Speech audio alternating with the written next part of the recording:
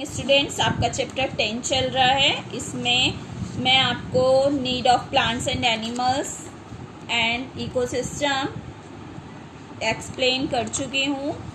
Interdependency in ecosystem, food chain, यहाँ तक हमारा हो चुका है। आज हम पढ़ेंगे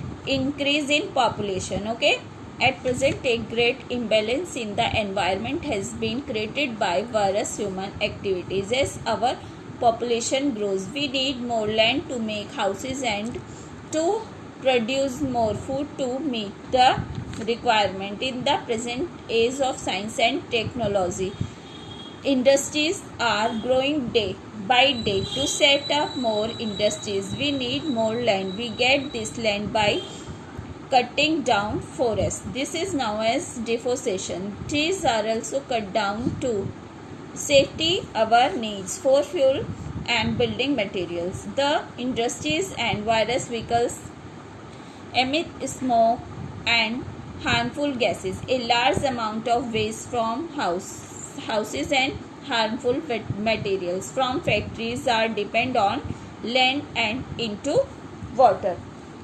इंक्रीज ऑफ पॉपुलेशन, आज के समय में एनवायरनमेंट इनबैलेंस हो चुका है ह्यूमंस की एक्टिविटी के द्वारा। जैसे जैसे पॉपुलेशन बढ़ती जा रही है, लोग और ज़्यादा लैंड यूज़ करते हैं अपना हाउस बनाने के लिए और बहुत सारी फूड रिक्वायरमेंट के लिए। आजकल के ज़माने में साइंस और टेक्नोलॉजी के लिए बहुत सारी इंडस्ट्रीज़ बन चुकी हैं। इस वजह से लोगों को लैंड भी चाहिए, इसलिए वे फॉरेस्ट को काट देते हैं। लैंड ज़्यादा यूज़ करने के लिए फॉरेस्ट को, पेड़ पौधों को काट देते हैं। इसको डिफोरेस्टेशन कहते हैं। ट्रीज़ को भी काट देते हैं अपनी बिल्डिंग्स बनाने के लिए। जो इंडस्ट्रीज़ होती हैं और व्हीकल्स होते हैं, उनके स्मोक से हार्मफुल गैसेस बनती हैं। जो घरों से और फैक्ट्रियों से वेस्ट होता है, लोग उसे लैंड पर फैला देते हैं और वाटर में डाल देते हैं, जिससे कई तरह के पॉल्यूशंस फैलते हैं। अब हम उन पॉल्यूशंस के बारे में पढ़ेंगे। Air pollution, moreover the waste and smoke released from factories causes pollution of air and water. The harmful gases released by factories into the atmosphere pollute the air. It upsets the balance of gases present in air. जो factory से smoke और waste निकलता है, उससे air और water pollution फैलता है। जो हार्मफुल गैस होती है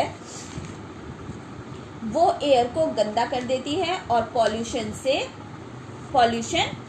फैलाती है। ओके, नेक्स्ट इज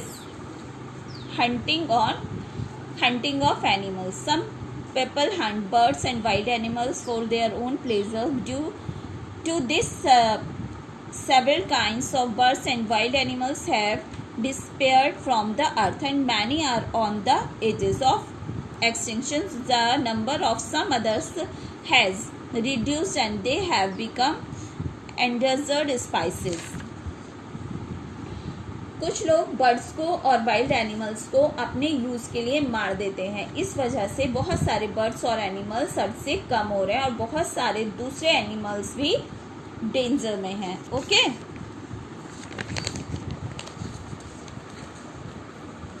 इसके बाद हम पढ़ेंगे restoring the balance in ecosystem.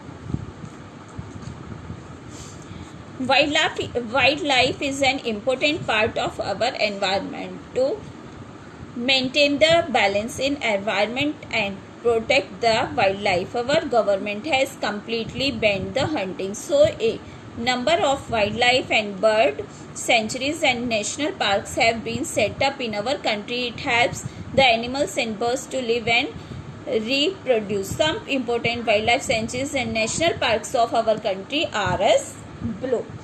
Wild life हमारे एनवायरनमेंट के लिए बहुत ज़रूरी है। अगर हमें एनवायरनमेंट में बैलेंस रखना है तो हमें वाइल्ड लाइफ को बचाना होगा। इसलिए गवर्नमेंट ने हंटिंग बैन कर दी है। इसलिए बहुत सारे वाइल्ड लाइफ और नेशनल पार्क्स हमारी कंट्री में लगा दिए गए हैं। इस वजह से अब बर्ड्स और एनिमल्स सेफ हैं, इसलिए एनिमल्स को रहने में आसानी हो रही है। अब हम कुछ वाइल्ड एनिमल सेंचुरी और नेशनल पार्क के बारे में पढ़ेंगे। देखिए, ये आपकी बुक में दिए हुए हैं कुछ वाइल्ड लाइफ सेंचुरीज और नेशनल पार्क्स कहाँ कहाँ पर हैं। Okay, Kaziranga wild life sanctuary Assam में है, बंदीपुर नेशनल पार्क कर्नाटका में है, Corbett national park Uttarakhand, Dudhwa national park Uttar Pradesh, Ghana bird sanctuary Rajasthan, Gir national park Gujarat, Kanha national park Madhya Pradesh, Mudumalai sanctuary Tamil Nadu, Periyar sanctuary Kerala,